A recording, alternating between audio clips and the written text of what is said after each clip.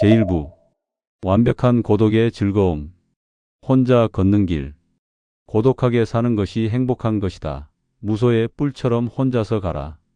지금 이 순간 하루의 모든 무게를 천천히 내려놓으세요. 눈을 감아도 좋습니다. 아니, 오히려 지금 눈을 감아주세요. 오늘 하루 당신의 눈은 참 많은 것을 보았습니다. 반갑지 않은 것들도, 마음 쓰이는 것들도, 왠지 모르게 서글퍼지는 것들도 그 눈이 다 받아냈겠지요. 이제 그 눈을 쉬게 해주세요. 어깨에 힘을 빼세요. 천천히. 귀 아래쪽에서부터 어깨까지 그 길을 따라 쌓여있던 긴장이 스르르 녹아내리도록 두세요. 숨을 들이쉬세요. 하나, 둘, 셋. 그리고 천천히 내쉬세요. 하나, 둘, 셋, 넷, 다섯. 그렇습니다. 아주 잘하셨습니다. 오늘 밤 저는 여러분 곁에 조용히 앉아 이야기를 들려드리려 합니다. 억지로 들으려 하지 않아도 됩니다. 그냥 빗소리처럼 바람 소리처럼 흘러들어 오도록 두세요. 어느 순간 눈이 무거워지고 생각이 느려지고 몸이 더 깊이 가라앉는 것을 느끼실 겁니다. 그때가 오면 그냥 그 감각에 몸을 맡기세요. 이야기는 내일도 여기 있을 테니까요. 오늘 드릴 이야기는 고독에 관한 것입니다. 혼자 있다는 것에 관한 이야기입니다. 나이가 들수록 이상하게도 주변이 조용해집니다. 한창 때는 전화가 끊이지 않고 모임도 많고 아이들 소리로 집이 가득했는데 어느 순간부터 그 소리들이 하나둘 멀어집니다. 자식들은 자기 삶이 바쁘고 친구들도 몸이 예전 같지 않아 뜸해지고 배우자마저 곁에 없는 날이면 저녁이 참 길게 느껴지지요. 그럴 때 마음 한켠에서 아주 조용히 올라오는 말이 있습니다. 나는 왜 이렇게 혼자인 걸까? 그 생각이 밤을 더 길게 만들고 잠을 더 멀게 만들기도 합니다. 오늘 밤 그 마음을 가만히 안아드리고 싶습니다. 그리고 아주 조용히, 아주 따뜻하게 전혀 다른 눈으로 혼자 있음을 바라보는 법을 이야기해 드리려 합니다. 지금으로부터 2500년 전 한 분이 이런 말씀을 하셨습니다. 무소의 뿔처럼 혼자서 가라. 부처님의 말씀입니다. 수타니파타라는 오래된 경전에 담긴 말씀으로 불교에서 가장 오래된 가르침 중 하나로 전해집니다. 무소, 코뿔소 말입니다. 넓은 초원을 걷는 그 코뿔소. 코뿔소의 뿔은 하나입니다. 딱 하나. 흔들리지 않고 꺾이지 않고 그 자리에서 묵직하게 서 있는 뿔 하나. 부처님은 왜 하필 코뿔소를 말씀하셨을까요? 코뿔소는 무리를 짓지 않습니다. 혼자 걷습니다. 남이 어디로 가는지 돌아보지 않고 남이 자신을 어떻게 보는지 개의치 않고 자기 길을 걸어갑니다. 그 걸음이 느려도 외로워 보여도 코뿔소는 흔들리지 않습니다. 부처님은 그렇게 살라고 하셨습니다. 무소의 뿔처럼 혼자서. 처음 이 말씀을 들으면 조금 서늘하게 느껴질 수도 있습니다.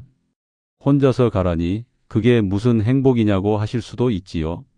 하지만 이 말씀 안에는 아주 깊고 따뜻한 뜻이 숨어 있습니다. 천천히 함께 들어가 볼게요. 우리는 왜 혼자 있는 것을 두려워할까요? 한번 솔직하게 들여다봐 주세요. 혼자 있는 것이 두려운 가장 큰 이유는 혼자 있으면 생각이 너무 많아지기 때문입니다. 조용한 방 안에 혼자 있으면 낮 동안 바쁘게 지내느라 미뤄두었던 생각들이 슬금슬금 나타납니다. 아이들 걱정, 건강 걱정, 지나간 일에 대한 후회, 앞으로 어떻게 살아야 하나 하는 막막함. 그 생각들이 물밀듯이 밀려오면 혼자 있는 시간이 평화롭기는커녕 오히려 더 고통스러워집니다. 그래서 우리는 그 고요를 피하려 합니다. TV를 켜고 전화를 하고 모임에 나가고 끊임없이 무언가로 그 빈자리를 채우려 합니다. 혼자 있으면 안 될 것 같고 혼자이면 외로운 것 같고 혼자이면 실패한 인생 같은 느낌이 들 것 같아서요. 그런데 부처님은 이것을 이미 아셨습니다.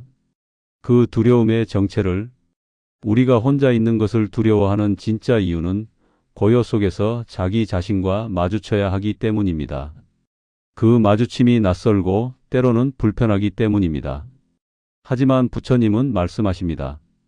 바로 그 마주침이야말로 인생에서 가장 소중한 만남이라고 생각해 보세요. 우리가 살면서 가장 잘 모르는 사람이 누구입니까? 놀랍게도 그것은 바로 나 자신입니다. 우리는 50년, 60년, 70년을 살면서도 정작 내가 무엇을 좋아하는지, 내가 진정으로 원하는 것이 무엇인지, 내가 무엇을 할 때 가장 편안한지를 잘 모릅니다. 왜일까요? 늘 남을 먼저 생각했으니까요. 자식들이 원하는 것, 남편이 원하는 것, 부모님이 원하는 것, 직장에서 기대하는 것, 그것들을 맞추느라 바쁜 나머지 정작 내가 원하는 것을 물어볼 틈이 없었습니다. 그래서 부처님은 이렇게 말씀하십니다. 자기 자신이야말로 자기의 주인이다. 다른 누가 주인이 될 수 있겠는가? 법구경에 담긴 말씀입니다. 자기 자신이 자기의 주인. 이 말씀이 마음에 조용히 스며들도록 한 번 더 새겨보세요. 남의 눈에 어떻게 보일까를 걱정하는 순간 우리는 주인 자리를 남에게 내어주게 됩니다. 남이 뭐라 할지, 남이 어떻게 볼지, 그것이 두려워 내 선택을 바꾸는 순간 내 삶의 방향을 남이 정하게 됩니다. 혼자 걷는다는 것은 내가 내 삶의 주인으로 다시 돌아오는 것입니다. 깊은 산 속에 작은 샘이 하나 있습니다. 아무도 찾지 않는 곳, 지도에도 나오지 않는 곳에 있는 샘입니다. 그 샘물은 사계절 내내 조용히 솟아납니다. 봄에도, 여름에도, 가을에도, 겨울에도 누가 와서 마셔주든 마셔주지 않든 그 샘물은 솟아납니다. 그 물은 맑습니다. 아무도 찾지 않아도, 아무도 알아주지 않아도 그 깊고 고요한 곳에서 솟아나는 물은 언제나 맑고 차갑습니다. 왜일까요? 세상의 소음으로부터 멀리 있기 때문입니다. 아무도 건드리지 않기 때문입니다. 조용한 땅 깊은 곳에서 천천히 자신의 리듬으로 솟아나기 때문입니다. 우리 내면도 그 샘물과 같습니다. 끊임없이 사람들 사이에서, 소음 속에서, 기대와 실망 속에서 흔들리다 보면 우리 안에 맑음이 흐려집니다. 하지만 조용한 곳에서 혼자 있을 때, 그 소음이 잠잠해질 때, 우리 안에 가장 깊은 곳에서 다시 맑은 물이 솟아오르기 시작합니다. 부처님이 말씀하신 고독의 시간은 바로 이것입니다. 내 안에 맑은 샘물이 다시 솟아오르도록 조용히 기다려주는 시간. 혹시 이런 경험이 있으신가요? 오랜 모임에서 집으로 돌아왔을 때 왠지 더 공허한 느낌이 드는 것. 사람들과 함께 있었는데 왜인지 더 외롭고 오히려 집에 혼자 있을 때보다 더 고단한 느낌. 그것은 당신이 이상한 것이 아닙니다. 모든 인연이 나에게 맞는 것은 아니기 때문입니다. 모든 관계가 나를 채워주는 것이 아니기 때문입니다. 부처님은 이렇게 말씀하셨습니다. 좋지 않은 법과 함께 있느니 차라리 혼자 있어라. 어리석은 이와의 동행은 먼 여행길에 원수를 만난 것과 같다. 이 말씀을 처음 들으면 조금 냉정하게 들릴 수 있습니다. 하지만 이것은 냉정함이 아닙니다. 당신을 향한 깊은 사랑의 말씀입니다. 아무 꽃이나 한 화병에 꽂으면 서로 맞지 않는 꽃들이 같은 물을 나눠 마시면서 서로를 빠르게 시들게 만듭니다. 관계도 그렇습니다. 어떤 인연은 함께 있을수록 서로를 빛나게 하지만 어떤 인연은 함께 있을수록 서로의 에너지를 소진시킵니다. 그 소진되는 인연 속에서 억지로 버티는 것보다 차라리 혼자 조용히 있는 것이 훨씬 더 나를 살아있게 합니다. 고독에 관한 오해를 하나 풀어드리고 싶습니다. 많은 분들이 고독을 외로움과 같은 것으로 여기십니다. 하지만 고독과 외로움은 전혀 다른 것입니다. 외로움은 누군가를 원하는데 없는 상태입니다. 결핍에서 오는 아픔입니다. 채워지지 않은 빈자리가 아프게 느껴지는 것이지요. 하지만 고독은 다릅니다. 고독은 혼자 있음을 기꺼이 받아들이는 상태입니다. 자기 자신과 함께 있는 것을 즐기는 상태입니다.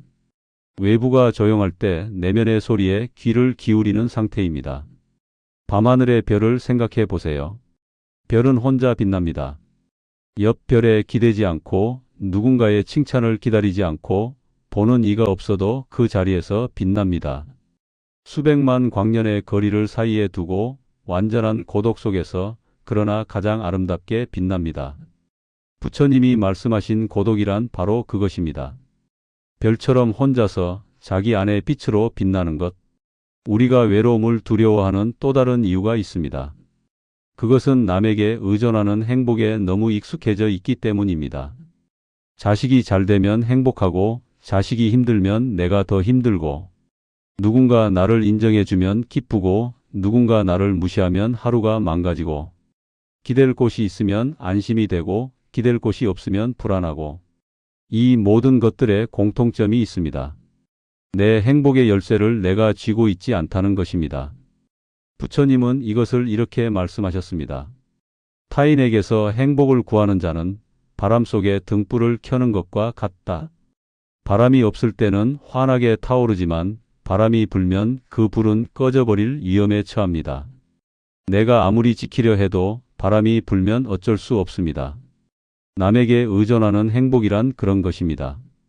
그 사람이 따뜻하게 대해주면 내가 따뜻하고 그 사람이 차갑게 돌아서면 내가 꺼집니다. 항상 바람 앞에 등불처럼 위태롭습니다. 그렇다면 어떻게 해야 할까요? 부처님은 말씀하십니다. 등불을 안으로 옮기라고. 내 안에 등불을 켜라고. 내 안에 켜진 불은 바람이 꺼트릴 수 없습니다. 남이 인정해 주지 않아도 꺼지지 않고 누군가 떠나가도 꺼지지 않고 세상이 혹독해도 꺼지지 않습니다. 내가 나를 소중히 여기고 내가 나를 인정하고 내가 내 삶의 주인이 되는 순간 그 안에서 켜지는 불은 아무도 끌 수 없습니다. 그것이 고독이 주는 가장 큰 선물입니다. 한 스님이 어느 날 제자에게 물었습니다. 내가 가장 무서운 것이 무엇이냐? 제자는 잠시 생각하다 대답했습니다. 혼자 있는 것이 무섭습니다, 스님. 스님은 조용히 웃으시며 말씀하셨습니다. 그렇구나. 그렇다면 너는 아직 너 자신을 만난 적이 없는 것이다. 혼자 있는 것이 무섭다는 것은 혼자 있을 때 만나게 되는 그 사람, 즉 너 자신이 낯설다는 뜻이다. 평생 남을 만나느라 정작 가장 가까이 있는 자신을 만나지 못한 것이지. 혼자 있는 시간을 두려워 말거라. 그 시간이 쌓이면 어느 날 문득 이 사람이 나였구나 하는 반가운 인사를 하게 될 것이야. 혼자 있는 시간이 쌓이면 나 자신과 반가운 인사를 하게 됩니다. 그 만남이 얼마나 따뜻한 것인지를 부처님은 이미 알고 계셨던 것입니다. 부처님은 마지막으로 이렇게 말씀하셨습니다. 그대 자신을 섬으로 삼아라. 그대 자신을 의지처로 삼아라. 다른 것을 의지처로 삼지 말라. 대반열반경에 담긴 말씀입니다. 그대 자신을 섬으로 삼으라. 바다 한가운데 서 있는 섬을 생각해 보세요. 파도가 와도 폭풍이 불어도 조류가 바뀌어도 섬은 그 자리에 있습니다. 흔들리지 않고 떠내려가지 않고 언제나 그 자리에서 굳건히 서 있습니다. 여러분 자신이 그 섬입니다. 남이 와도 좋고 가도 좋습니다. 파도가 와도 좋고 잔잔해도 좋습니다. 어떤 것이 오든 오지 않든 당신이라는 섬은 그 자리에 있습니다. 지금 이 밤 혼자 누워 계신 여러분께 아주 조용히 말씀드리고 싶습니다. 혼자라서 외로운 것이 아닙니다. 아직 자기 자신을 충분히 알지 못해서 낯선 것입니다. 오늘 밤 이 고요한 시간이 그 낯설음을 조금씩 녹여줄 것입니다.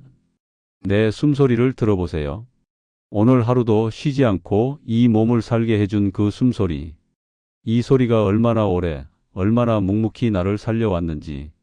심장 소리를 느껴보세요. 아무도 시키지 않아도, 아무도 지켜보지 않아도 이 심장은 오늘도 수만 번 뛰었습니다. 당신을 위해서. 이 몸이, 이 숨이, 이 심장이, 이것들이 바로 당신입니다. 지금 이 순간 당신은 혼자가 아닙니다. 당신 안에 당신이 있으니까요. 그리고 그 당신은 태어나서 지금까지 단 한 번도 당신 곁을 떠난 적이 없습니다. 무소의 뿔처럼 혼자서 가는 길.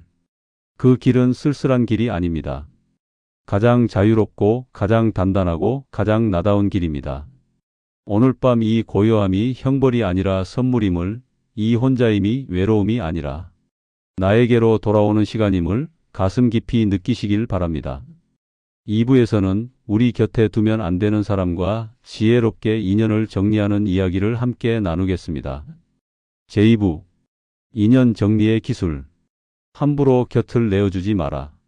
사람을 만나면 이것부터 보아라. 헤프게 인연을 맺지 말라. 일부에서 우리는 혼자 있는 시간의 아름다움에 대해 이야기했습니다. 무소의 뿔처럼 혼자서 걷는 길이 쓸쓸한 길이 아니라 가장 나다운 길이라는 것을 2부에서는 조금 더 현실적인 이야기를 드리려 합니다. 우리 곁에 어떤 사람을 두어야 하는가, 그리고 닿을 인연은 어떻게 받아들여야 하는가에 대한 이야기입니다. 숨을 한번 크게 들이쉬세요. 그리고 천천히 내쉬세요. 오늘 하루 있었던 일들을 잠시 내려놓고 이 목소리에만 귀를 기울여 주세요. 살다 보면 사람 때문에 마음 고생을 하는 날이 참 많습니다. 오래 알고 지냈던 사람이 어느 날 갑자기 차갑게 돌아서거나 내가 그렇게 잘해줬는데 돌아오는 것은 무시와 서운함 뿐이거나 함께 있으면 왠지 모르게 기운이 빠지고 집에 돌아오면 더 공허한 느낌이 드는 사람. 한 번쯤은 그런 인연 때문에 밤잠을 설치신 적이 있으실 겁니다. 그 마음 충분히 이해합니다. 사람에 대한 기대가 클수록 그 실망도 깊으니까요. 부처님은 인연에 대해 아주 분명하게 말씀하셨습니다. 나쁜 친구를 가까이 하는 것은 독초 옆에 서 있는 것과 같다. 바람이 불면 그 독이 나에게 날아온다. 독초 옆에 서 있는 것. 얼마나 정확한 비유인지요. 독초는 스스로 독을 뿜지 않습니다. 그냥 그 자리에 있을 뿐입니다. 하지만 바람이 불면 그 독이 내 쪽으로 날아옵니다. 나쁜 인연도 그렇습니다. 그 사람이 처음부터 나를 해치려 한 것이 아닐 수도 있습니다. 하지만 그 사람 곁에 있다 보면 어느새 그 사람의 불평이 내 불평이 되고 그 사람의 불안이 내 불안이 되고 그 사람의 탁한 기운이 내 마음속으로 스며들어 옵니다. 내가 의식하지 못하는 사이에. 그렇다면 곁에 두면 안 되는 사람은 어떤 사람일까요? 부처님은 법구경에서 이렇게 말씀하셨습니다. 어리석은 자와 함께 길을 가느니 차라리 혼자 가는 것이 낫다. 여기서 어리석은 자란 지식이 없는 사람을 말하는 것이 아닙니다. 아무리 배운 것이 많아도 자기 마음을 다스리지 못하는 사람. 항상 남 탓을 하고 불평이 끊이지 않고 주변 사람의 에너지를 빼앗아 가는 사람. 함께 있으면 이상하게 내 마음이 무거워지는 사람을 말합니다. 꽃집에 가면 꽃향기가 옷에 배고 생선 가게에 가면 생선 냄새가 옷에 배듯이 우리는 함께하는 사람의 기운을 자신도 모르게 흡수하게 됩니다. 그래서 누구 곁에 있느냐가 내가 어떤 사람이 되느냐를 결정하는 데 생각보다 훨씬 큰 영향을 미칩니다. 내 복을 막는 사람의 특징을 조용히 짚어드릴게요.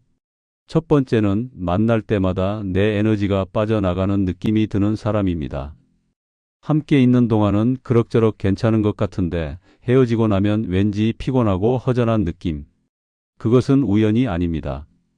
두 번째는 내 기쁜 소식에 진심으로 함께 기뻐하지 않는 사람입니다. 좋은 일이 생겼을 때 축하한다고 하면서도 어딘가 미묘하게 깎아내리거나 이내 화제를 자기 이야기로 돌리는 사람. 세 번째는 내가 힘들 때 곁에 없는 사람입니다. 내가 잘 될 때만 나타나고 내가 어려울 때는 슬그머니 사라지는 사람. 이런 사람들과의 인연을 억지로 유지하는 것은 밑 빠진 독에 물을 붓는 것과 같습니다. 아무리 채워도 채워지지 않고 결국 내 것만 소진됩니다. 그렇다면 우리는 어떻게 해야 할까요? 부처님은 이렇게 말씀하셨습니다. 인연이 닿으면 억지로 잡으려 하지 말라. 흐르는 강물을 손으로 막을 수 없듯이 닿은 인연은 자연히 흘러가게 두어라. 흐르는 강물을 손으로 막을 수 없습니다. 아무리 두 손을 모아 막으려 해도 물은 그 손가락 사이로 빠져나갑니다. 인연도 그렇습니다. 닿을 인연은 아무리 붙잡으려 해도 결국 떠납니다. 그런데 우리는 그 인연을 붙잡으려고 얼마나 많은 에너지를 쏟습니까? 더 잘해주려 하고 더 맞춰주려 하고 혹시 내가 뭔가 잘못한 것은 아닐까 자책하면서 그 모든 에너지가 사실은 이미 닿은 인연을 붙잡는 데 소진되고 있는 것입니다. 물이 흘러가는 모습을 생각해 보세요. 산에서 시작한 물은 굽이굽이 흘러가면서 수많은 곳을 지납니다. 어떤 곳에서는 잠시 머물다 가고 어떤 곳은 빠르게 지나칩니다.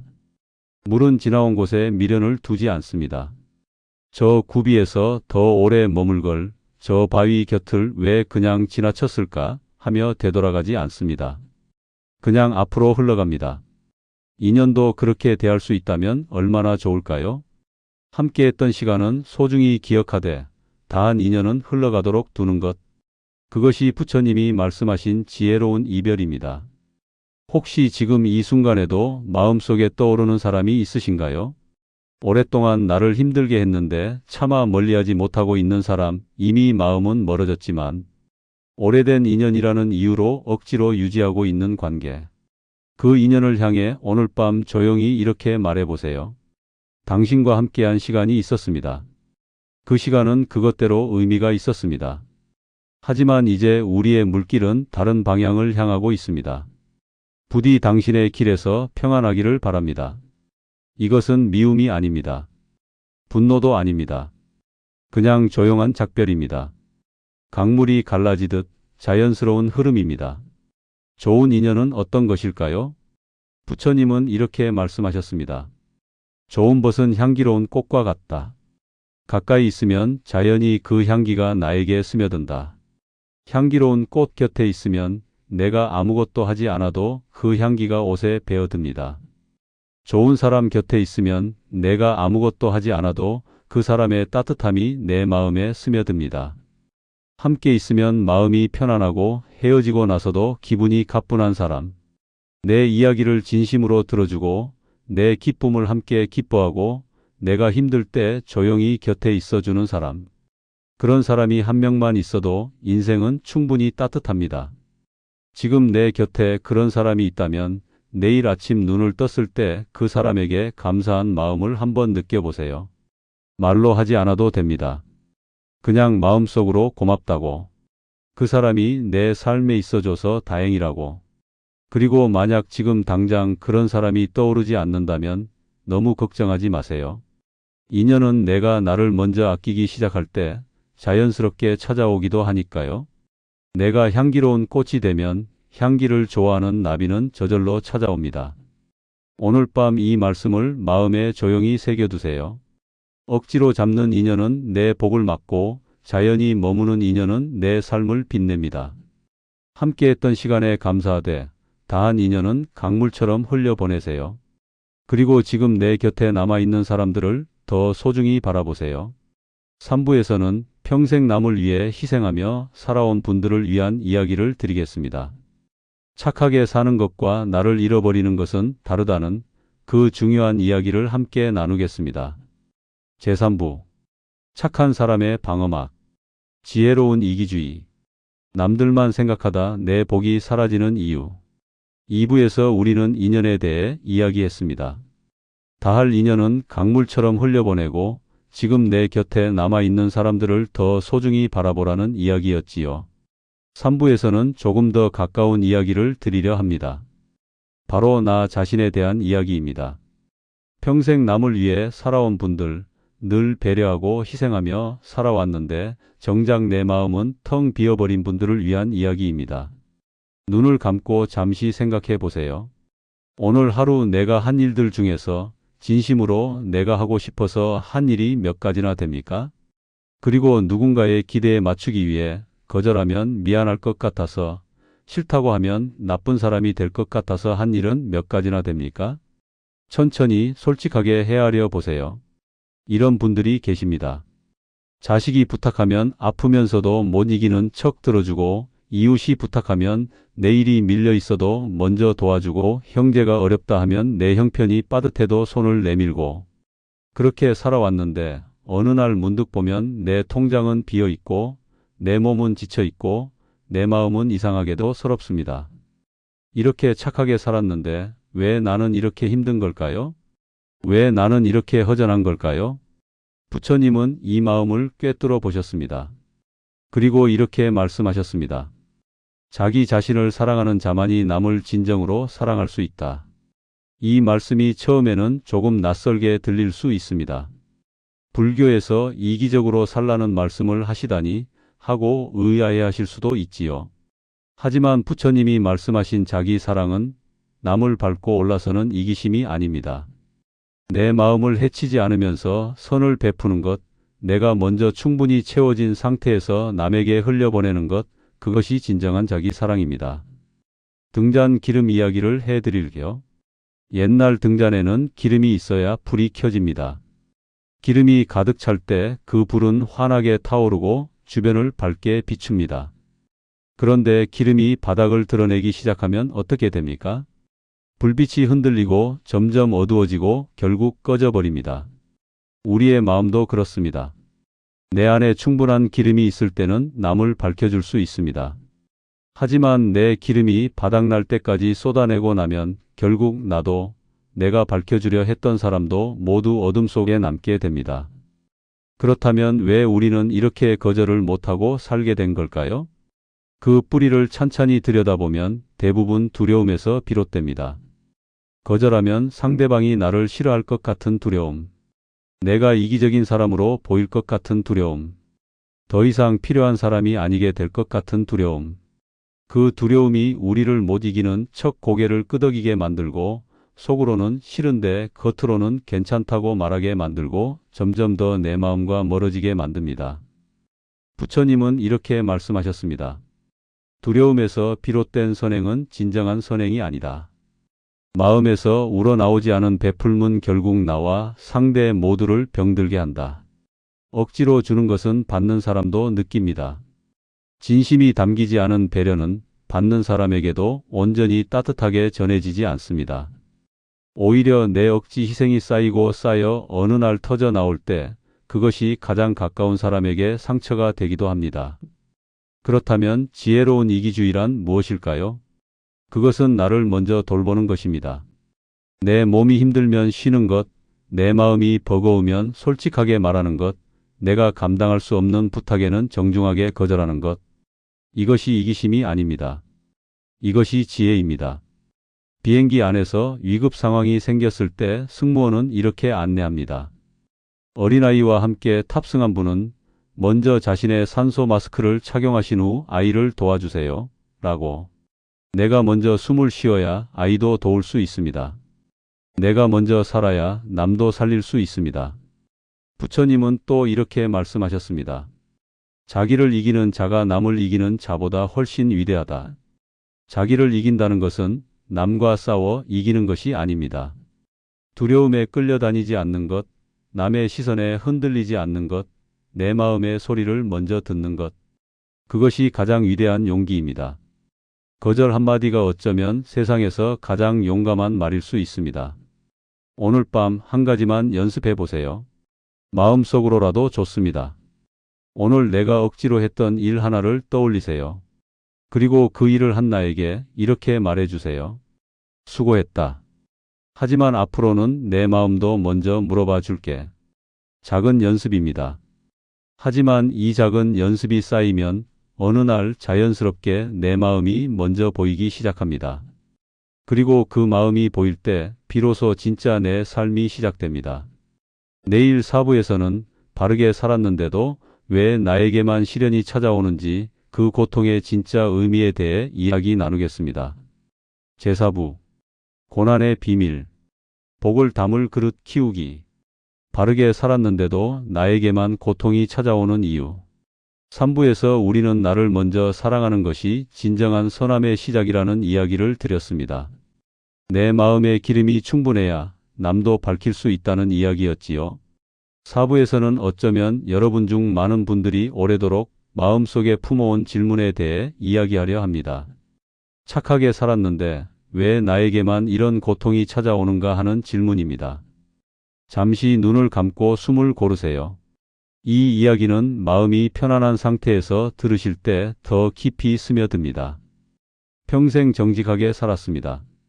남에게 피해 한 번 주지 않으려 조심했습니다. 가족을 위해 헌신했고 이웃에게 손을 내밀었고 나쁜 일에는 가담하지 않으려 했습니다. 그런데 왜 복은 더디게 오고 시련은 연달아 찾아올까요? 악하게 사는 사람들은 아무렇지도 않은 것 같은데 왜 착하게 살려는 나에게만 이런 일들이 생기는 걸까요? 그 억울함, 그 서러움 충분히 이해합니다. 그리고 그 질문은 결코 어리석은 질문이 아닙니다. 수천 년 전 부처님 시대의 사람들도 똑같이 물었던 질문이니까요. 부처님은 이 질문에 이렇게 답하셨습니다. 선한 사람에게 찾아오는 고통은 그 사람 안에 더 큰 복이 들어오기 전에 반드시 거쳐야 하는 담금질의 시간이다. 담금질. 쇠를 뜨겁게 달군 뒤 찬물에 넣는 그 과정을 말합니다. 갓 만들어진 쇠 조각은 무릅니다. 쉽게 굽히고 쉽게 부러집니다.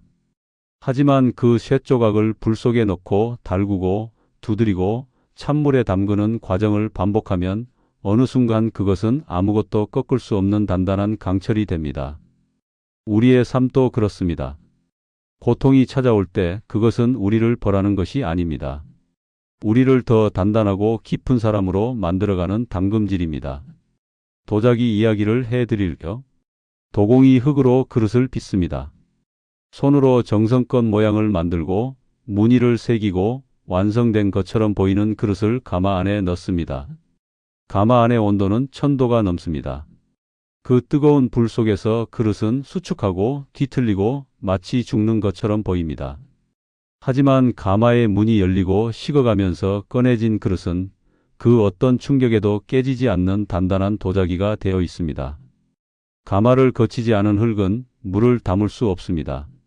하지만 가마를 통과한 도자기는 평생 물을 담을 수 있습니다. 부처님은 이것을 이렇게 말씀하셨습니다. 고통은 우리를 깨뜨리려는 것이 아니라 우리 안에 불순물을 태워 없애려는 것이다.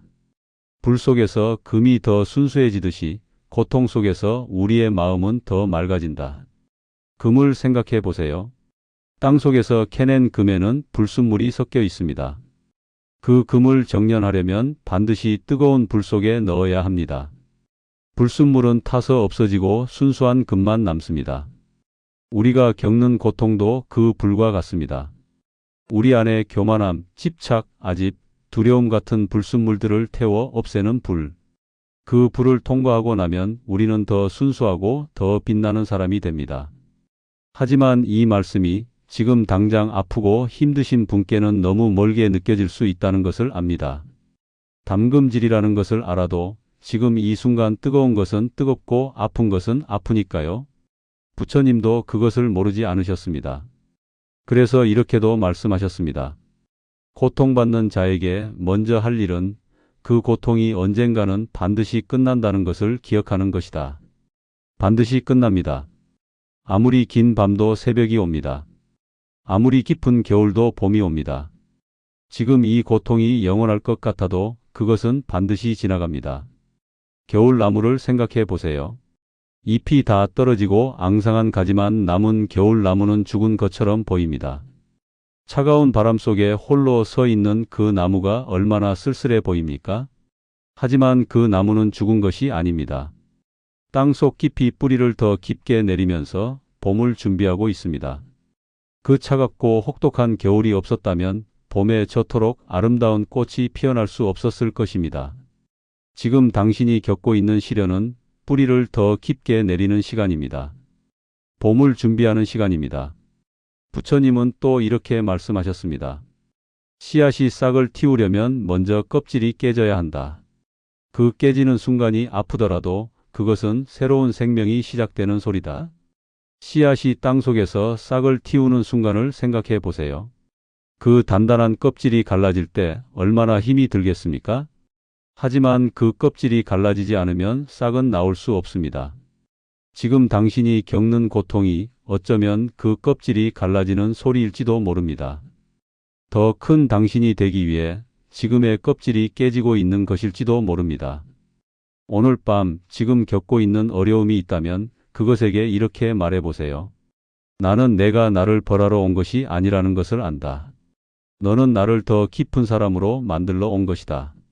나는 이 시간을 통과할 것이다. 마음속으로 조용히 천천히. 그 말이 억울함을 당장 없애주지는 않습니다. 하지만 그 말이 씨앗이 되어 언젠가 당신 안에서 조용히 싹을 틔울 것입니다. 5부에서는 집착을 내려놓는 이야기를 드리겠습니다. 꽉 쥔 손을 펴는 순간 얼마나 가벼워지는지 그 이야기를 함께 나누겠습니다. 제5부 집착 버리기. 흘려보내기의 미학. 집착을 내려놓으면 고통은 물처럼 흘러갑니다. 4부에서 우리는 고통의 진짜 의미에 대해 이야기했습니다. 시련은 벌이 아니라 담금질이며 지금의 껍질이 깨져야 더 큰 내가 태어난다는 이야기였지요. 5부에서는 그 고통의 뿌리 중 가장 깊은 곳에 있는 것에 대해 이야기하려 합니다. 바로 집착입니다. 눈을 감고 잠시 자신의 손을 느껴보세요. 지금 두 손이 어떤 상태인지. 꽉 쥐고 있습니까? 아니면 펴져 있습니까? 손을 살며시 펴보세요. 손바닥을 위로 향하게 하고 아무것도 쥐지 않은 채로 가만히 두세요. 그 가벼움을 느껴보세요. 우리는 살면서 얼마나 많은 것을 꽉 쥐고 있는지 모릅니다. 자식이 내 바람대로 살아주기를 바라는 마음, 한때 가졌던 건강이나 젊음에 대한 미련, 나를 서운하게 했던 사람에 대한 원망, 잘못 선택했던 과거에 대한 후회, 아직 오지 않은 미래에 대한 불안. 이 모든 것들을 우리는 두 손에 꽉 쥐고 살아갑니다. 손이 저릿저릿하고 팔이 무거운데도 놓으면 안 될 것 같아서 더 세게 쥡니다. 그러면서 인생이 너무 무겁다고 합니다. 부처님은 이것을 가장 핵심적으로 말씀하셨습니다. 모든 고통의 뿌리는 집착이다. 집착을 내려놓는 순간 고통은 저절로 흘러간다. 집착이 모든 고통의 뿌리. 처음에는 이 말씀이 너무 단순하게 들릴 수도 있습니다. 내 고통에는 분명한 이유가 있는데 그냥 집착 때문이라고요? 하고 반문하고 싶으실 수도 있지요. 하지만 조금 더 깊이 들여다보면 정말 그렇습니다. 자식 때문에 아픈 것도 자식이 내 뜻대로 되어야 한다는 집착이 있기 때문이고, 과거 때문에 괴로운 것도 그때로 돌아가고 싶다는 집착이 있기 때문이고, 미래 때문에 불안한 것도 미래가 내가 원하는 모습이어야 한다는 집착이 있기 때문입니다. 모래를 꽉 쥔 손을 생각해 보세요. 손바닥에 모래를 한 줌 올려놓고 꽉 쥐면 어떻게 됩니까? 손가락 사이로 모래가 새어 나옵니다. 더 세게 쥘수록 더 많이 새어 나옵니다. 하지만 손을 살짝 펴서 모래가 손바닥 위에 그냥 얹혀 있도록 두면 모래는 그 자리에 있습니다. 집착도 그렇습니다. 꽉 쥘수록 오히려 더 빠져나가고 편안하게 내려놓을 때 오히려 더 오래 곁에 머뭅니다. 자식에 대한 집착 이야기를 먼저 드릴게요. 자식을 사랑하는 것은 아름다운 일입니다. 하지만 자식이 내 기대대로 살기를 바라는 것은 자식에 대한 사랑이 아니라 자식을 향한 집착입니다. 부처님은 이렇게 말씀하셨습니다. 새는 알에서 나오면 자기 날개로 날아간다. 어미가 아무리 다시 알 속으로 넣으려 해도 이미 나온 새는 돌아가지 않는다. 그것이 자연의 이치다. 자식은 내가 낳았지만 내 소유가 아닙니다. 자식은 자기 삶을 살기 위해 이 세상에 온 하나의 독립된 영혼입니다. 자식이 내 기대에서 벗어났을 때 그것을 실패라고 보는 눈을 내려놓으세요. 그 아이의 길을 그 아이에게 돌려주는 것이 진정한 부모의 사랑입니다. 지나간 시간에 대한 집착도 이야기해 드릴게요. 젊었을 때 더 잘할 걸, 그때 그 선택을 하지 말 걸, 그 사람한테 그런 말을 하지 말 걸. 과거에 대한 후회는 마치 백미러만 보며 운전하는 것과 같습니다. 백미러를 보는 것은 필요합니다. 하지만 백미러만 보고 운전하면 앞에 무엇이 오는지 보지 못해 사고가 납니다. 과거를 돌아보되 그 안에 갇혀 있지 않는 것. 지나간 강물은 다시 흐르지 않습니다. 부처님은 이렇게 말씀하셨습니다. 과거는 이미 죽었고 미래는 아직 태어나지 않았다. 오직 지금 이 순간만이 살아있다. 지금 이 순간, 지금 이 숨, 지금 이 따뜻한 이불, 지금 이 고요한 밤. 이것이 살아있는 것입니다. 타인에 대한 원망도 집착의 한 형태입니다. 나를 서운하게 했던 사람, 나를 배신했던 사람, 내게 상처를 줬던 사람을 마음속에서 놓지 못하는 것. 부처님은 이것을 이렇게 비유하셨습니다. 남에게 화를 품는 것은 남에게 던지려고 뜨거운 숯을 손에 쥐고 있는 것과 같다. 숯을 쥐고 있는 동안 타는 것은 내 손이다. 뜨거운 숯. 정말 정확한 비유입니다. 누군가를 향한 원망과 분노를 마음속에 품고 있으면 그 뜨거움이 상대방이 아니라 나를 태웁니다. 밤에 잠을 못 자게 하고 소화를 못하게 하고 좋은 날도 그 생각으로 물들게 합니다.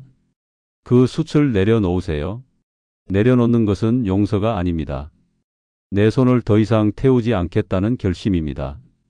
집착을 내려놓는다는 것이 포기나 무관심이 아니라는 것을 다시 한번 말씀드리고 싶습니다. 흐르는 강물을 생각해 보세요. 강물은 흘러가면서 돌도 만나고 바위도 만나고 얕은 여울도 만납니다.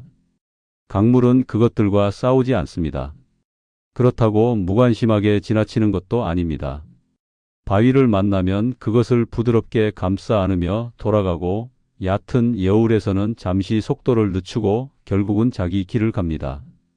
그것이 집착 없이 사는 삶의 모습입니다. 만나는 것들과 싸우지 않고 그렇다고 외면하지도 않고 자연스럽게 흘러가는 것. 오늘 밤 지금 내가 가장 세게 쥐고 있는 것이 무엇인지 한 번만 떠올려 보세요. 자식일 수도 있고 지나간 시절일 수도 있고 누군가에 대한 원망일 수도 있고 오지 않은 미래에 대한 불안일 수도 있습니다. 그것을 마음속으로 천천히 손에 올려놓고 그 손을 살며시 펴보세요. 억지로 버리는 것이 아닙니다. 그냥 손을 조금 느슨하게 펴는 것입니다. 그리고 그것에게 조용히 말해보세요. 나는 너를 소중히 여긴다. 하지만 너를 꽉 쥐고 있는 것이 나를 힘들게 하고 있다. 이제 조금 편안하게 있어도 된다고. 6부에서는 남과 비교하며 스스로 불행하다고 느끼는 마음을 어떻게 다스릴지, 행복의 진짜 주소가 어디에 있는지 이야기 나누겠습니다. 제6부 진정한 행복의 주소. 내 안에서 찾기. 어떻게 사는 것이 행복한 삶인가? 그대 아닌 것에서 그대를 찾지 말라. 5부에서 우리는 집착에 대해 이야기했습니다. 꽉 쥔 손을 살며시 펴는 것, 그것이 고통을 흘려보내는 시작이라는 이야기였지요. 6부에서는 행복에 대해 이야기하려 합니다. 우리가 평생 쫓아왔지만 좀처럼 손에 잡히지 않는 그 행복이 사실은 어디에 있는지에 대한 이야기입니다. 눈을 감고 잠시 생각해 보세요. 오늘 하루 내가 행복하다고 느낀 순간이 있었습니까? 있었다면 그것은 어떤 순간이었습니까? 그리고 오늘 하루 내가 불행하다고 느낀 순간이 있었다면 그것은 어디서 왔습니까? 살다 보면 이런 날이 있습니다. 별것 아닌 것 같은데 왠지 마음이 무겁고 딱히 나쁜 일이 있었던 것도 아닌데 가라앉는 날. 그런 날의 마음을 들여다보면 대부분 이런 생각들이 있습니다. 저 사람은 자식이 저렇게 잘 됐는데 나는 왜 이럴까? 저 사람은 저렇게 건강한데 나는 왜 여기저기 아플까? 저 사람은 저렇게 여유 있어 보이는데 나는 왜 이렇게 빠듯할까? 비교. 그것이 우리를 가장 조용하고 깊게 갉아먹는 것입니다. 부처님은 이것을 이렇게 말씀하셨습니다. 남과 비교하는 자는 평생 행복할 수 없다. 세상에는 항상 나보다 나은 사람이 있고 그것을 쫓는 한 행복은 신기루처럼 달아난다. 신기루. 사막에서 목마른 여행자가 저 앞에 오아시스가 있다고 믿고 걸어갑니다. 하지만 아무리 걸어도 오아시스는 같은 거리에 있습니다. 가까이 갈수록 더 멀어집니다. 왜냐하면 그것은 처음부터 거기 없었으니까요. 비교를 통해 얻으려는 행복도 그렇습니다. 저 사람만큼 되면 행복할 것 같지만 막상 그렇게 되면 또 다른 누군가가 보입니다. 그 비교는 끝이 없습니다.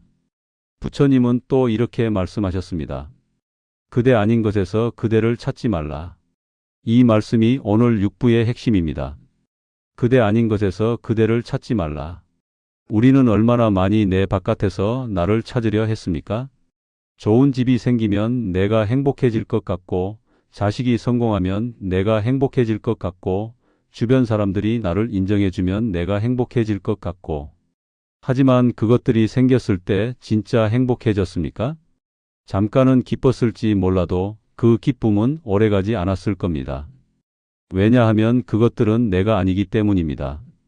내가 아닌 것에서 나를 찾으려 하면 찾을수록 더 공허해집니다. 등불 이야기를 다시 한번 드릴게요. 어두운 방에서 빛을 찾으려면 어떻게 해야 할까요? 방문을 열고 빛을 들여와야 합니까? 아니면 방 안에 등불을 켜야 합니까? 방문을 열면 바깥이 밝을 때는 빛이 들어옵니다. 하지만 바깥이 어두워지면 방도 다시 어두워집니다. 그러나 방 안에 등불을 켜면 바깥이 어떻든 방 안은 언제나 밝습니다. 행복도 그렇습니다. 바깥에서 빛을 들여오려 하면 바깥이 달라질 때마다 내 안도 달라집니다. 하지만 내 안에 등불을 켜면 바깥이 어떻든 내 안은 언제나 밝을 수 있습니다. 그렇다면 내 안의 등불은 어떻게 켜는 것일까요? 부처님은 이렇게 말씀하셨습니다. 지족하는 자는 가난해도 부유하고 지족하지 못하는 자는 부유해도 가난하다. 지족, 족함을 아는 것입니다. 지금 내가 가진 것으로 충분하다는 것을 아는 것.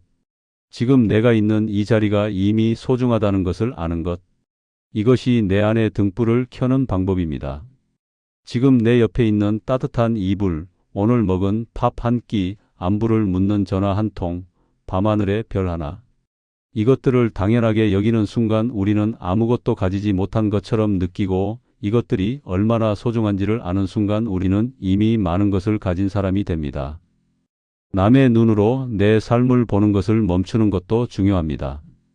내가 오늘 한 일이 남이 보기에 대단한 일이 아니어도 됩니다. 내가 오늘 누린 것이 남이 보기에 초라해 보여도 됩니다. 꽃은 다른 꽃과 비교하며 피지 않습니다. 장미는 백합이 되려 하지 않고 백합은 국화가 되려 하지 않습니다. 각자 자기 색으로, 자기 모양으로, 자기 향기로 핍니다. 그래서 꽃밭이 아름다운 것입니다. 당신도 당신만의 색으로 피어나도 됩니다. 남의 꽃이 더 화려해 보여도 당신의 꽃은 당신만이 피울 수 있는 꽃입니다. 부처님은 마지막으로 이렇게 말씀하셨습니다. 완벽한 삶을 살려 하지 말라.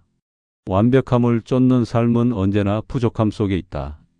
지금 이 순간을 온전히 사는 것, 그것이 완벽한 삶이다. 지금 이 순간을 온전히 사는 것, 지금 이 고요한 밤을 온전히 느끼는 것, 지금 이 숨을 온전히 쉬는 것, 그것이 가장 완벽한 삶입니다. 7부에서는 타인의 말과 시선으로부터 내 마음을 지키는 법, 땅에 떨어진 화살을 굳이 내 가슴에 꽂지 않는 법에 대해 이야기 나누겠습니다. 제7부 말의 상처 다스리기 무해하게 사는 법 땅에 떨어진 화살을 굳이 내 가슴에 꽂지 마라. 6부에서 우리는 행복의 진짜 주소에 대해 이야기했습니다.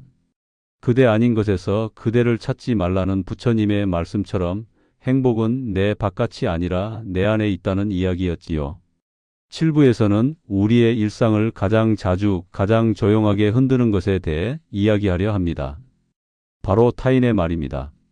잠시 오늘 하루를 돌아보세요. 누군가의 말이 아직도 마음에 걸려 있지는 않으십니까? 대수롭지 않게 툭 던진 말 한마디가 하루 종일 머릿속을 맴돌거나 별 뜻 없이 한 말인 것 같은데 괜히 기분이 상하거나 자려고 누웠는데 낮에 있었던 그 장면이 자꾸 떠오르거나 이런 경험 한 번쯤은 꼭 있으셨을 겁니다. 예민하다는 것은 약점이 아닙니다. 예민함은 세상을 더 섬세하게 느끼는 능력이고 타인의 마음을 더 깊이 공감하는 힘입니다. 하지만 그 예민함이 내 것이 아닌 타인의 날카로움까지 고스란히 받아들이게 만든다면 그것은 우리를 너무 많이 소진시킵니다. 오늘 밤 그 소진으로부터 나를 지키는 법을 이야기해 드리겠습니다. 부처님 시대에 이런 이야기가 있습니다. 어느 날 한 바라문이 부처님을 찾아와서는 아무 이유 없이 욕설을 퍼붓기 시작했습니다. 온갖 엄한 말을 쏟아내며 부처님을 모욕했습니다. 부처님은 그 모든 말을 다 들으신 후 조용히 물으셨습니다. 당신이 누군가에게 선물을 주었는데 그 사람이 받지 않는다면 그 선물은 누구의 것입니까? 바라문이 대답했습니다. 받지 않았으니 내 것이지요. 부처님이 말씀하셨습니다. 그렇습니다. 당신이 나에게 쏟아낸 그 말들을 나는 받지 않겠습니다. 그 말들은 모두 당신의 것으로 돌아갑니다. 받지 않으면 됩니다. 누군가가 나를 향해 독한 말을 던졌을 때 내가 그것을 받지 않으면 그 말은 내 것이 아닙니다. 쉽게 들릴 수 있지만 이것이 부처님이 말씀하신 핵심입니다. 화살 비유로 더 자세히 말씀드릴게요. 누군가 화가 나서 활을 당겨 화살을 쏘았습니다. 그런데 그 화살이 목표물에 닿지 않고 땅에 떨어졌습니다. 그 화살은 이제 땅 위에 있습니다. 아무 힘도 없습니다. 그런데 지나가던 사람이 그 화살을 주워서 스스로 자기 가슴에 꽂는다면 어떻겠습니까? 그것은 얼마나 어리석은 일입니까? 하지만 우리는 타인의 말에 대해 정확히 그렇게 합니다. 상대는 이미 그 말을 잊어버렸는데 나는 그 말을 주워서 밤새 내 가슴에 꽂고 있습니다. 부처님은 이렇게 말씀하셨습니다. 타인의 말이 나를 상처 입히는 것이 아니라 그 말에 반응하는 내 마음이 나를 상처 입힌다. 타인의 말 자체는 그냥 소리입니다. 공기를 타고 오는 진동입니다. 그것이 상처가 되는 것은 내가 그 말을 받아서 내 안에서 키우기 때문입니다. 그렇다면 왜 우리는 그 말을 받게 될까요? 대부분은 그 말이 내 안에 어떤 두려움이나 불안을 건드렸기 때문입니다. 나도 혹시 그런 것 아닐까 하는 두려움, 남들도 나를 그렇게 볼까 하는 불안.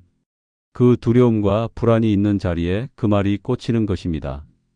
그렇다면 어떻게 해야 할까요? 부처님은 이것을 평정심이라고 부르셨습니다. 흔들리지 않는 마음의 중심. 깊은 바다를 생각해 보세요. 바다 표면에는 파도가 칩니다. 바람이 불면 파도가 높아지고 폭풍이 오면 거세게 출렁입니다. 하지만 바다의 깊은 곳 수백 미터 아래는 언제나 고요합니다. 아무리 표면이 거칠어도 그 깊은 곳은 흔들리지 않습니다. 우리의 마음도 그렇게 될 수 있습니다. 표면에서는 타인의 말에 잠시 파문이 일어도 마음의 깊은 곳은 흔들리지 않는 것. 그것이 평정심입니다. 평정심을 기르는 가장 좋은 방법은 누군가의 말이 마음에 걸릴 때 즉각 반응하지 않는 것입니다. 그 말을 들은 순간 바로 받아들이거나 거부하거나 상처받는 대신 잠깐 멈추는 것입니다. 마치 선물 받은 것처럼 이 선물을 받을 것인가 돌려보낼 것인가 잠깐 살펴보는 것입니다. 그 말이 진실이라면 배울 것이 있는 것이고 그 말이 진실이 아니라면 돌려보내면 됩니다. 내 것이 아닌 것을 굳이 받아 안을 필요는 없습니다. 부처님은 또 이렇게 말씀하셨습니다. 비난하는 자도 있고 칭찬하는 자도 있다. 예나 지금이나 그러했고 앞으로도 그럴 것이다. 비난받는다고 슬퍼하지 말고 칭찬받는다고 우쭐하지 말라. 비난도 있고 칭찬도 있습니다. 그것은 세상의 이치입니다. 어떤 사람도 모든 이에게 칭찬만 받을 수 없고 어떤 사람도 모든 이에게 비난만 받지 않습니다. 비난이 왔다고 내가 무너질 것도 없고 칭찬이 왔다고 내가 완성된 것도 아닙니다. 오늘 밤 마음에 걸려있는 누군가의 말이 있다면 그 말을 향해 조용히 이렇게 해보세요. 천천히 숨을 들이쉬면서 그 말이 내 안으로 들어오는 것을 상상하세요. 그리고 천천히 숨을 내쉬면서 그 말이 내 몸 밖으로 빠져나가는 것을 상상하세요. 들어왔다가 나갑니다. 머물지 않습니다. 내 것이 아니니까요. 8부에서는 노후와 말년에 관한 이야기, 어떻게 사는 것이 진정으로 아름다운 마무리인지에 대해 이야기 나누겠습니다. 제8부 가장 확실한 노후 준비. 마음의 밭 깔기. 늙어서 비참하게 살지 않으려면 타고난 복의 덕을 쌓아라. 7부에서 우리는 타인의 말로부터 내 마음을 지키는 법에 대해 이야기했습니다. 땅에 떨어진 화살을 굳이 내 가슴에 꽂지 않는 것, 그것이 평정심의 시작이라는 이야기였지요. 8부에서는 많은 분들이 마음 깊이 걱정하고 계신 것에 대해 이야기하려 합니다. 노후에 대한 이야기입니다. 어떻게 살아야 말년이 따뜻하고 아름다울 수 있는지에 대한 이야기입니다. 나이가 들수록 노후에 대한 불안이 커집니다. 돈이 충분한가? 건강은 얼마나 버텨줄 것인가? 자식들에게 짐이 되지는 않을까? 혼자 남겨지면 어떻게 살아야 하나? 이런 걱정들이 밤에 잠을 못 이루게 하기도 합니다. 그 걱정 충분히 이해합니다. 하지만 오늘 밤 부처님의 말씀을 통해 우리가 미처 생각하지 못했던 노후 준비에 대해 이야기해 드리고 싶습니다. 부처님은 이렇게 말씀하셨습니다. 젊어서 덕을 쌓지 않고 재물도 모으지 않은 자는 물 없는 연못가에 앉아 늙은 외가리처럼 슬프게 여생을 보낼 것이다. 물 없는 연못가에 앉은 외가리. 물이 있을 때는 마음껏 물고기를 잡을 수 있었는데 연못이 말라버린 후에는 아무것도 할 수 없이 그냥 앉아있는 외가리. 부처님은 젊은 시절부터 덕을 쌓으라고 하셨습니다. 그런데 여기서 덕을 쌓는다는 것이 무엇을 의미하는지 잘 생각해 보셔야 합니다. 부처님이 말씀하신 덕은 거창한 것이 아닙니다. 덕을 쌓는다는 것은 이런 것입니다. 지나가는 이웃에게 따뜻하게 먼저 인사하는 것, 힘들어 보이는 사람에게 조용히 건네는 한마디, 누군가의 이야기를 진심으로 들어주는 것, 내 것을 조금 덜어 나누는 것, 불평 대신 감사를 말하는 것, 이런 작은 것들이 쌓여서 덕이 됩니다. 씨앗 이야기를 해드릴게요. 봄에 씨앗을 심으면 가을에 거둡니다. 봄에 아무것도 심지 않으면 아무리 가을을 기다려도 거둘 것이 없습니다. 지금 내가 주변에 뿌리는 온기와 따뜻함이 언젠가 나에게 돌아올 위로와 온기의 씨앗이 됩니다. 말년에 운이 트이는 사람들의 공통점이 있습니다. 첫 번째는 불평하지 않는다는 것입니다. 같은 상황에서도 어떤 사람은 불평을 하고 어떤 사람은 감사를 합니다. 아픈 몸으로도 오늘 이만큼 움직일 수 있어 다행이라고 하는 사람과 왜 이렇게 몸이 아프냐며 하루를 보내는 사람. 그 둘의 하루는 같은 하루인데 전혀 다른 하루입니다. 부처님은 이렇게 말씀하셨습니다. 입에서 나오는 말이 씨앗이 된다. 감사의 말은 감사할 일을 불러오고 불평의 말은 불평거리를 불러온다. 오늘 하루 내 입에서 나온 말들을 생각해 보세요. 씨앗이 될 말이었습니까? 가시가 될 말이었습니까? 두 번째 공통점은 베푼다는 것입니다. 베푼다는 것이 돈이나 물질만을 말하는 것이 아닙니다. 미소도 베풀 수 있고 시간도 베풀 수 있고 따뜻한 말 한마디도 베풀 수 있습니다. 부처님은 이렇게 말씀하셨습니다. 촛불 하나가 수천 개의 초에 불을 붙여도 처음 촛불의 빛은 줄어들지 않는다. 나눔은 내 것을 줄이는 것이 아니라 세상의 빛을 늘리는 것이다. 촛불에 불을 나눠줘도 처음 촛불은 여전히 타오릅니다. 오히려 그 불을 나눠줌으로써 더 넓은 곳이 밝아집니다. 베품도 그렇습니다. 내 온기를 나눠줘도 나는 차가워지지 않습니다. 오히려 더 따뜻해집니다. 세 번째 공통점은 과거에 머물지 않는다는 것입니다. 젊었을 때 잘 나갔던 시절과 지금을 비교하며 서글퍼하는 것, 내가 더 잘해줬어야 했는데 하는 후회에 빠지는 것, 이미 지나간 것들에 에너지를 쏟는 것, 이것이 노후를 가장 무겁게 만드는 것들입니다. 부처님은 이렇게 말씀하셨습니다. 과거를 쫓지 말고 미래를 바라지 말라. 과거는 이미 지나갔고 미래는 아직 오지 않았다. 오직 지금 이 순간에 이를 있는 그대로 보아라. 지금 이 순간, 지금 내가 할 수 있는 것, 지금 내 곁에 있는 사람, 이것이 가장 소중한 것입니다. 오늘 밤 자기 전에 딱 한 가지만 해보세요. 오늘 하루 내가 누군가에게 아주 작은 것이라도 온기를 나눈 순간이 있었는지 떠올려 보세요. 어쩌면 그냥 지나치는 이웃에게 웃어 보인 것일 수도 있고, 전화 한 통 했던 것일 수도 있고, 밥 한 그릇 정성껏 차려낸 것일 수도 있습니다. 그 순간을 떠올리며 마음속으로 이렇게 말해보세요. 오늘도 씨앗을 하나 심었다고. 그 씨앗이 언젠가 꽃이 되어 나에게 돌아올 것이라고. 구부에서는 나이 든다는 것, 마음이 늙지 않게 하는 법, 꿈꾸는 삶에 대한 이야기를 나누겠습니다. 제9부 늙지 않는 마음, 꿈꾸는 삶. 노후를 망치는 바보가 되지 않으려면 마음이 늙지 않고 꿈꾸게 하라. 8부에서 우리는 진정한 노후 준비에 대해 이야기했습니다. 감사의 씨앗을 심고 작은 것을 나누고 지금 이 순간에 머무는 것이 말년의 복을 트이게 하는 길이라는 이야기였지요. 9부에서는 나이 든다는 것, 그 의미에 대해 조금 더 깊이 들여다보려 합니다. 혹시 이런 생각이 드신 적 있으신가요? 이제 내 인생은 다 살았구나. 새로운 것을 시작하기에는 너무 늦었어. 이 나이에 꿈이라니 그런 게 나에게 무슨 소용이 있겠어. 그런 생각이 드셨다면 오늘 이 이야기가 특히 당신을 위한 것입니다. 부처님은 이렇게 말씀하셨습니다. 나이를 먹는다고 해서 장로가 되는 것은 아니다. 머리가 휘어지고 주름이 늘었다 해도 그것은 그저 늙었다는 것일 뿐이다. 진정한 장로는 진실을 알고 덕을 쌓고 모든 생명을 해치지 않으며 절제하고 깨달은 자이다. 머리가 휘어진다고 지혜로워지는 것이 아닙니다. 주름이 는다고 깊어지는 것이 아닙니다. 나이는 몸에 쌓이지만 지혜는 마음에 쌓입니다. 몸이 늙어가는 것은 막을 수 없지만 마음이 낡아가는 것은 우리가 선택할 수 있습니다. 마음이 낡는다는 것은 어떤 것일까요? 새로운 것을 거부하는 것입니다. 내가 살아온 방식만이 옳다고 믿는 것입니다. 더 이상 배울 것이 없다고 생각하는 것입니다.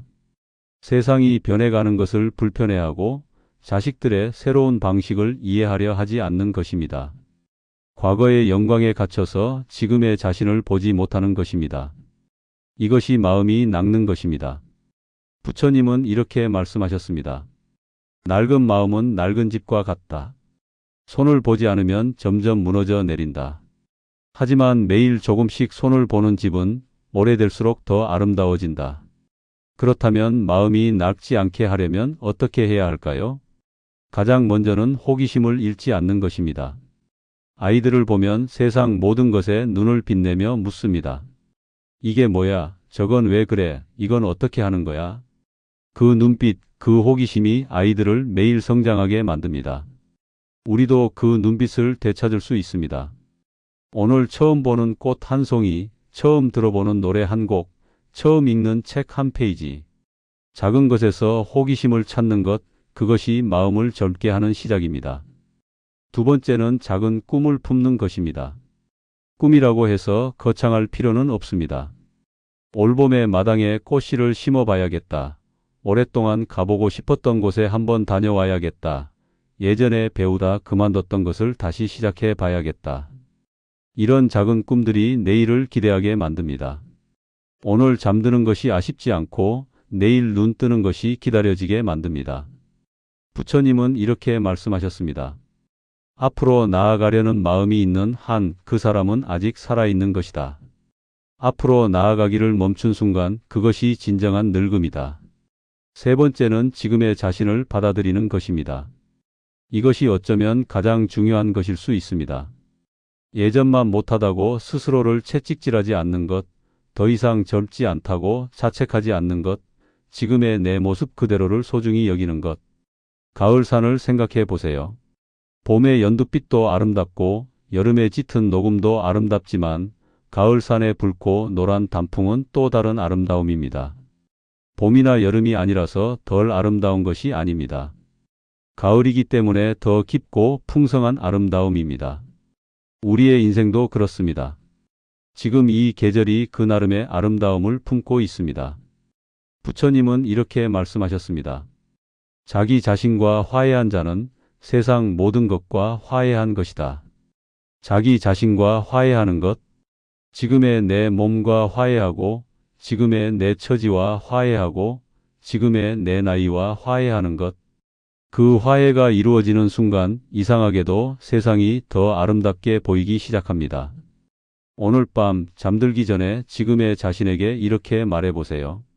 나는 지금 이 나이에 이 모습으로 이 자리에서 충분히 아름답다고.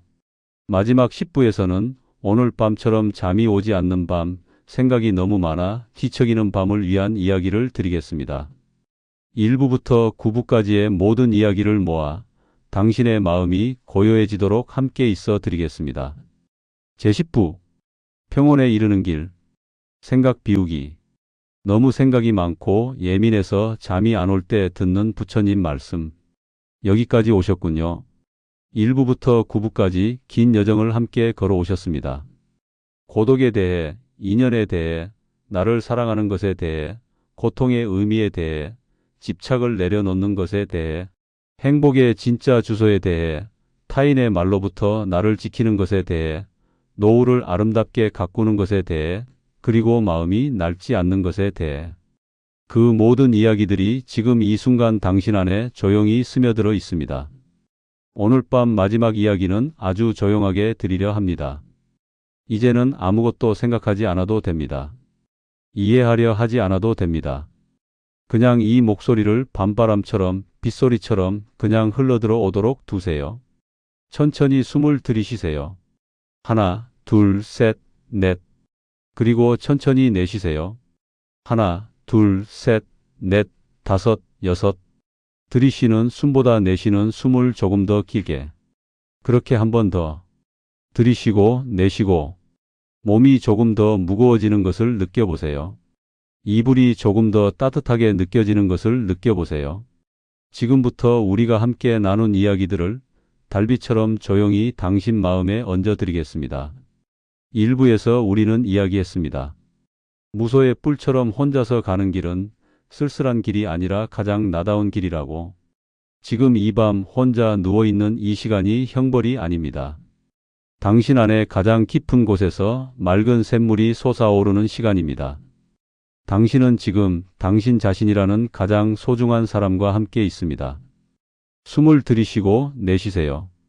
2부에서 우리는 이야기했습니다. 다할 인연은 강물처럼 흘려보내고 억지로 잡으려 하지 말라고. 지금 이 순간 누군가에 대한 서운함이나 원망이 마음에 남아있다면 숨을 내쉬는 것과 함께 그것도 조용히 흘려보내세요. 그 인연이 가는 방향이 내 방향과 달라도 괜찮습니다.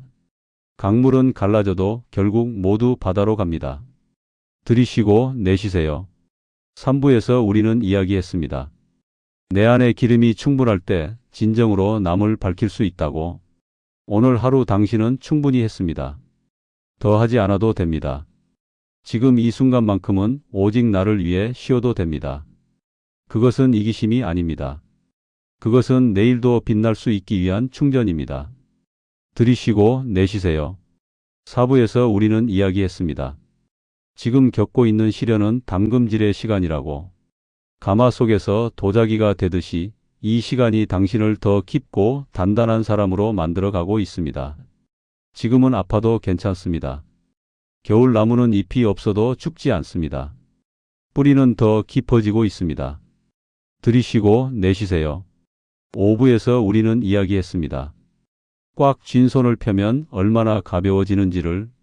지금 이 순간 마음속에서 가장 세게 쥐고 있는 것 하나를 떠올려 보세요.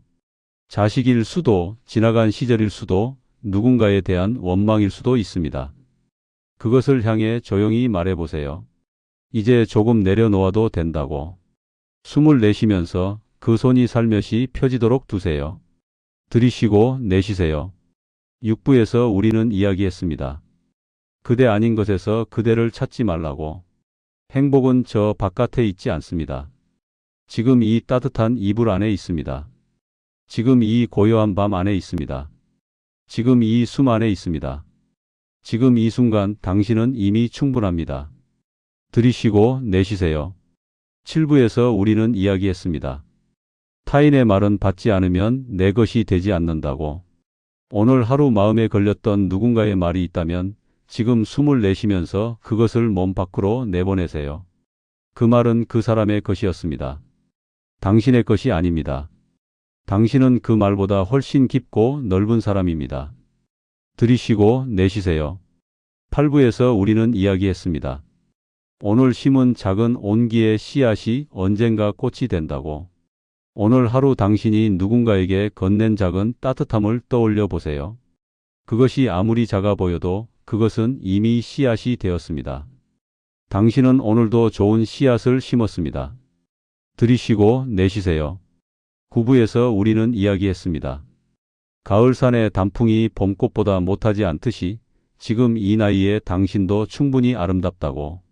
자기 자신과 화해한 자는 세상 모든 것과 화해한 것이라는 부처님의 말씀처럼 지금의 당신 모습 그대로를 오늘 밤 조용히 안아주세요.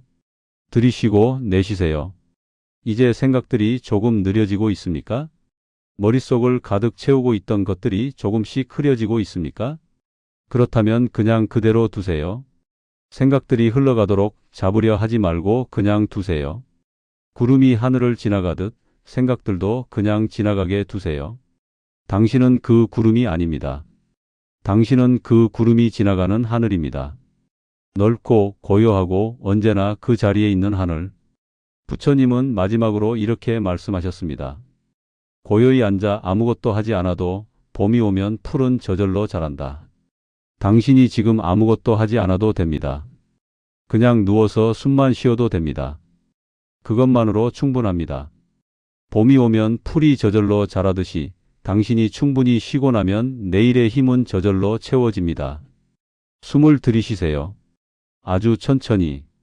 그리고 내쉬세요. 더 천천히.